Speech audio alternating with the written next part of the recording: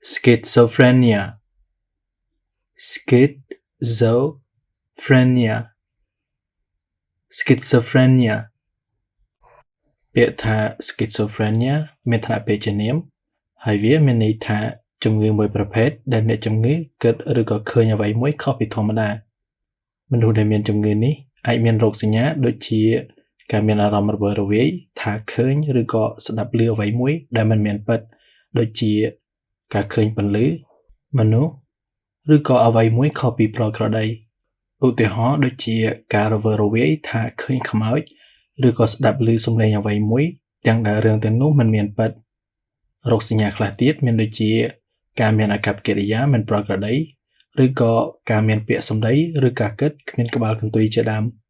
មនុស្សដែលងាយរងនៅការមានជំងឺនេះគឺមនុស្សដែលមានវ័យចន្លោះពី16ទៅ25ឆ្នាំដោយប្រហែលជា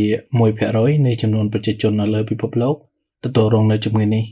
អ្នកជំងឺប្រភេទនេះជាធម្មតាត្រូវការការព្យាបាលពេញមួយជីវិតយើងអាចហៅមនុស្សដែលមានជំងឺនេះថា schizophrenic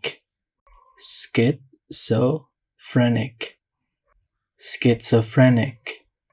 ប៉ុន្តែពាក្យថា schizophrenic ក៏មានឋានៈពាក្យជាគុណនាមផងដែរដែលវាមានន័យថាដែលមានឬក៏ទាក់ទងទៅនឹងជំងឺ schizophrenia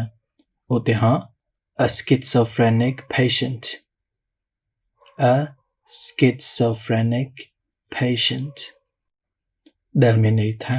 អ្នកជំងឺ schizophrenia